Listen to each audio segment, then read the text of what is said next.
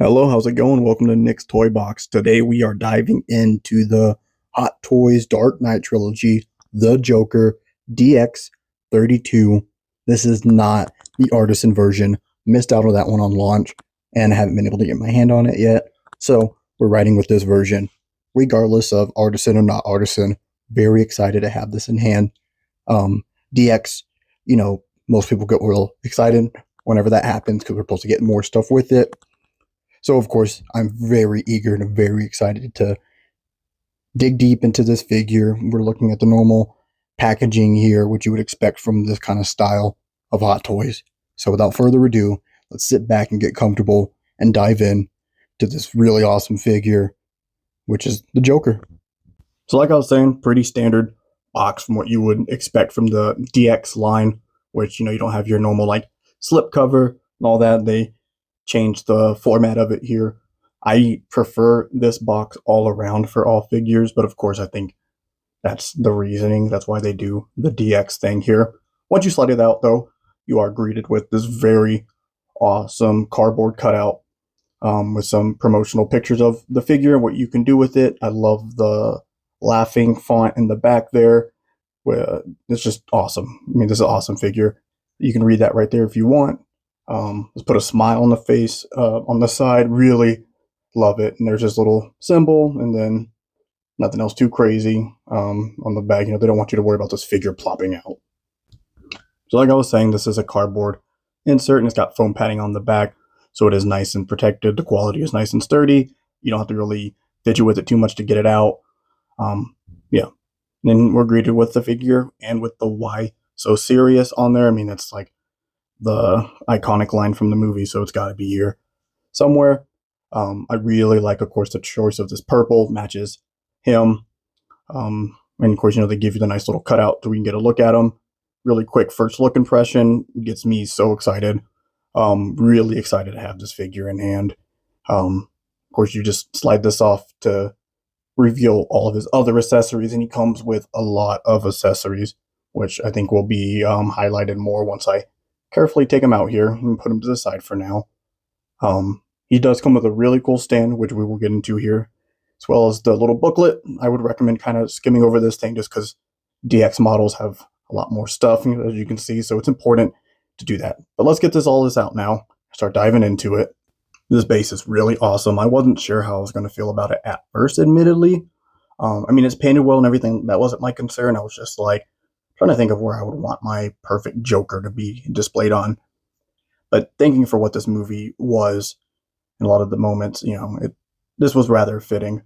It is button activated there with that bat signal that will light up. And you do have three different alternative spots where you can put that grabber. So you have the one rock there, which is removable and it can hide. You also have another spot right here, which another removable rock, which I can really appreciate the fact that they can be plugged, so it's not an eyesore. Of course, I think the only appropriate spot really would have it in that hole right there, so the bat signal is facing the correct way. But I mean, you do however you want to do it. It's cool to have the choice, for maybe different displaying things for however you want to do it. Let's go ahead and try to get this guy plugged up in here so we can show you how it does look. It doesn't, how do I say it? I'm not using it in my stand lighting up, mostly just for wiring issues. But it does have two modes, so it has the normal, just always on like that. And it has a second mode, which I'll go into, and I'll say that it is cool. It doesn't actually flicker like that. It pulses, just the camera's refresh rate makes it look like it's flickering. It actually pulses. I can appreciate the paint being over it, so it doesn't give it a clean look. It matches the rest of the look. Like I said, while it being cool, it's just not, for me, the lighting part. Next is going to be a buttload of accessories. I mean, it's a crazy amount. I normally would get them all out of the box and lay them all out. There's just too many. I love these hands. My only big issue with the hands is the lack of pairs. They're all pretty much different, which bugs me, especially for a DX model. Why could we not get all of these with pairs? Kind of sucks. It feels a little bit rip-off-ish, if I'm being honest. It's not what I would hope for, and I hope it doesn't stay like a trend with Hot Toys to be delivering something like that. On the other hand, these hands are painted exceptionally well. The detailing is really nice. Love the look of all the stitching, the wrinkles, everything like that is superb. And they all have cool play features to go with this figure for the different guns or holding some of the smaller accessories or like recreating scenes. So I can appreciate that. I'm just saying for how much this figure is and it having the DX name attached to it, give us pairs, please. It's a bit silly. But like I said, for what they are really cool. They're really cool hands. Just give us more. It should be that easy. Let me know if you feel like that is a thing. Like if you're noticing a trend with Hot Toys skimping on us, even with regular run, but especially like DX models, because I heard some issues with the new Anakin, the Artisan one. Let me know your thoughts. I feel like 6 extra hands is a bit silly for a DX. Because on the other hand, they'll do something cool but real silly, like giving us these 3 stacks of $1 bills. And I mean, they're all individually there. So, like, they're not afraid to give us like cool detail for some accessories. And like, we have a whole deck of Joker card with different looks and things like that. So, while these are really cool, I would have happily lost some of these for some more hands. You know what I mean? I feel like that's just my thoughts. Anyways, I'm not going to get on the soapbox for the entirety of the video. We're going to keep it pushing. I really like this feature a lot. It is the grenades in his jacket, one of the iconic moments in the movie. That's how I actually have him displayed in my stand right now. I think it's a really cool look, and it really captures like the essence of the Joker, especially this Joker. Painted really well. I could have gotten into more detail with it just for the amount of accessories though. Like, you get all these extra stuff and everything. Like, we would be here all day if I like went into super detail for all of these. I'm trying not to have a video super long, so bear with me. With that though, a lot of these guns and everything have a lot of really cool detail. I mean, like, you can pull them out and you can actually see the bullets and everything like that. It's really cool. I can really appreciate the amount of care and detail that went into a lot of these guns, with you actually being able to like pull it back and things like that. Like, it is really stinking cool. This is one of those eras or reasons I would say why I really love Hot Toys and prefer Hot Toys is for things like this, because it really gives you that special feeling. Because every gun, not while being painted exceptionally well, they all have interactive plate features, which makes loads of fun. With these, you can get the nice wood grain painting, everything. I mean, it's awesome, especially for a DX figure where all of this feels unique and alive. And for this Joker, they didn't skimp on that front, which is really nice. Like, I'm not going to sound like a broken record here. Just thoroughly impressed with all of these figure accessories, like all these guns and weapons, because they could have easily skimped on some of the detailing and everything just for cut costs or laziness or whatever. But they didn't, which is really cool. Not gonna, like I said, I'm trying my hardest not to sound like a broken record here when we're looking at a bunch of different guns and we're looking at a bunch of knives and things. So trying not to be super repetitious. So forgive me if I stumble my words a bit. But with that, I am super impressed with the detailing on all of these knives, especially like with the handles, where like this one looks dirty, kind of like maybe a little bit bloody, and you got the shimmer of the blade. This one right here is probably one of my favorites. I'd say it's my second favorite. The Switchblade, because it is actually retractable. It looked like one that I used to have when I was growing up back in the day. So it's really cool. They could have made it stationary, but the fact that it's interactive, it just adds that little bit of extra fun. Now, this is the one I was really blown away with, which is, the butterfly knife, because it looks real and you can actually mess around and do stuff with it. And one of the hands actually works to pose with it, which is really cool. It really elevates and levels up what you can do with some of these posing, which, I find incredibly awesome. And of course, they just really don't skimp on all of his weapons, which I guess makes sense for this Joker because he's packing something in like every scene he's in. So, of course, it is nice for us to get all of this stuff, even the tiny, itty-bitty little pencil from that iconic scene. You know which one I'm talking about. Be careful, though, because this thing is small and it wants to escape from you. So just keep that in mind. But even while being like super tiny, it's also like super detailed, which is really awesome. I'm trying to get into focus here. I'm not joking. This thing is super small, but also really nice and detailed for what it is. So you got to respect it. Place it back there carefully. Um, Also grab these. Be careful with these because there are two in that slot right there. And these are going to be the blades. There's two of them for his shoes. They attach there. So whenever he's like kicking with the blades, they're in there. Just keep that in mind. There's two and they're small. Next is a interesting one, and that is going to be the sticking out tongue look. And that is for the head sculpt where you can pop out his teeth and you can plug this one in. I will show you how to do that here in a little bit. It's detailed really well. It's funny just to hold the tongue.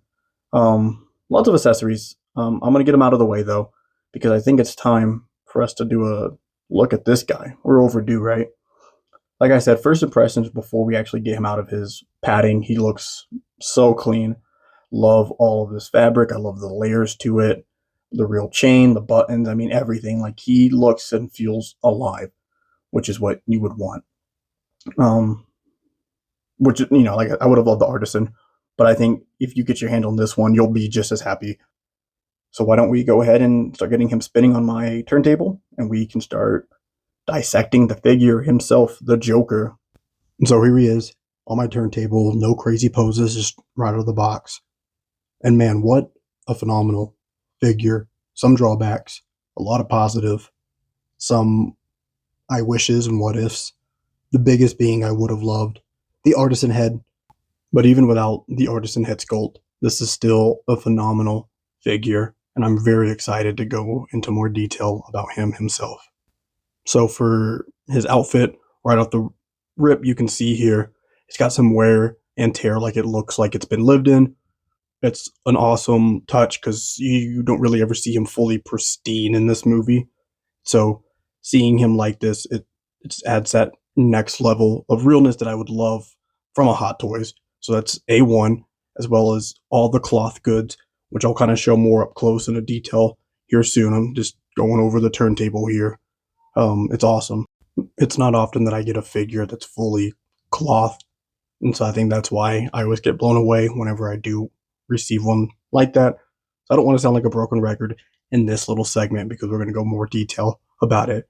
So I think we need to get more up close and personal here, and it's going to be like with the actual head sculpt itself. Boy, oh boy, do I love this head sculpt. The makeup work on it, even to the likeness. I mean, that's a chef's kiss look right there. Love the inclusion of the separate rolling eyes. The wrinkles where the paint isn't there. I really love the paint of the hair, even though it's not real. It's still awesome. And then, working our way down here to the cloth goods. I love the layering to it. I do believe you can take off some of the top layers. I myself am not going to try it. However, that inclusion is nice, but I really love the depth that it adds. And then, you get these buttons and these faux pockets. Like I was saying before, you get that dirtiness kind of sprinkled throughout it. It's just absolutely phenomenal. Seam lines are executed beautifully. Really love all the minor details, like these other little fake buttons here and there. It's really nice touch here. It's just beautiful. I love it.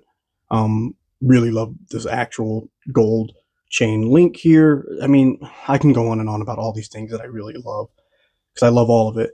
The inclusions of these colorful socks. I mean, the detail of the shoes and how they actually have some like awareness look to them. Everything about it, they really didn't like spare any details. So you really gotta appreciate it. But to avoid sounding kind of like a broken record here, I think we can probably get into some of the articulation. And I will say I am pretty blown away. The shoulders go up a good amount. You have that shoulder padding, so you are going to be limited a bit. It can look a little goofy, like you're not going to have him in a T pose anyways, but just know that with that padding, you're going to run into an issue like that. You get the wired cape in there for his sides, which makes, posing around loads of fun, especially because these pants are so like breathable, that the articulation is superb for his knee. Like you can do really great moves, which comes in handy if you're having that blade in the shoes for some like kick stabbing poses. You get that full nice elbow bend, which is cool because you can get some really close up action of his hands to his face, which is kind of iconic. Wonderful ankle joints here rolling around, no issue. Of course, with this non-artisan head sculpt, you're going to have some issue with the hair kind of side to side, but looking up and down, absolutely no issue. And you can accomplish swivels. Just be careful with that hair rubbing into the cloth goods. It's going to be my only concern. He doesn't have the most impressive ab crunch, mostly because of all those layers, but I can't really think of a scene where he's that hunched over that I would want to do. Let's go ahead and throw these in so you can get a look. It is really simple to do, and they are fairly secure once you actually finesse them in there and just do some light taps. Careful, they do have a little bit of sharpness to them, but with that awesome leg articulation, yeah, you can get some really cool posing with that. It's actually blew me away way more than I was anticipating. Let's circle back a bit to this phenomenal head sculpt. To go into detail here and how it kind of operates, the beautiful seam lines are really well hidden. I like how they executed it, but it also makes popping it off still fairly simple. In there, you'll see where your eyes are, so that little attachment right there pops in them into place and it helps you adjust them. You can also use your hand if you also wanted. I will do either one, just depends kind of how I feel in the moment. But there you go. That will help you move them both. And they do, like I have said, move individually. So do take that into account that you need them to both be faced in the same way so they don't look so goofy. Beautiful work though. Those eyes are absolutely stunning. And those teeth are really stunning. But with that, here in a second, you're going to see me kind of work trying to getting it out. I discover a better way to do it, which I'll show you coming up here. So you get this little piece here and you use some force and it'll plop it out.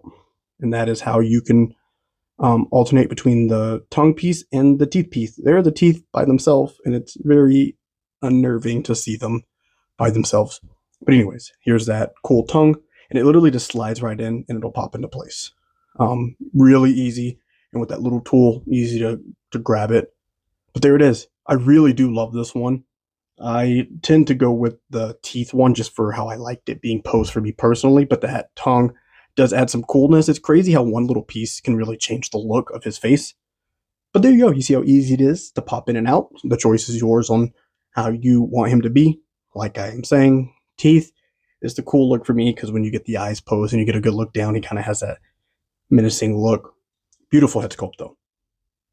As we get ready to do some posing here, I forgot to include this earlier for the diorama on how you don't actually need that waist grabber because they give you a really awesome accessory, which is this right here, which is a peg that will snap into the base and then go into his foot underneath, which will give him a way more clean look, especially if you're doing more crazy poses and you need him to look a little bit more dynamic because you don't have to worry about the waist grabber being in the way. Sorry that you're not saying anything right now. I did some of this kind of off camera, but there you go. Once you have it in place, then you can set him down. It looks really, really good. It is my preferred look, but with that, I think we can do some cool posing. Nothing too insane, just some kind of iconic poses. For your information, those grenades fit into those little spots on his jacket. I kind of like the more loose dangling look, maybe not movie accurate, just how I enjoy it. But with the amount of accessories he has and just how posable with his articulation, you get some really, really cool looks. And like if you have a crazy imagination or you just want to mimic pretty much any iconic pose from the movie, you can easily do so. The inclusion of all these crazy hands so you can fit in stuff like this is absolutely awesome. And I love it. And I absolutely commend Hot Toys for giving them to us and thinking of it because the interacting that he could do is just pretty endless. I had so many more poses I wanted to add to it, but for the sake of time, I didn't. But with that, I think we're wrapping up this video.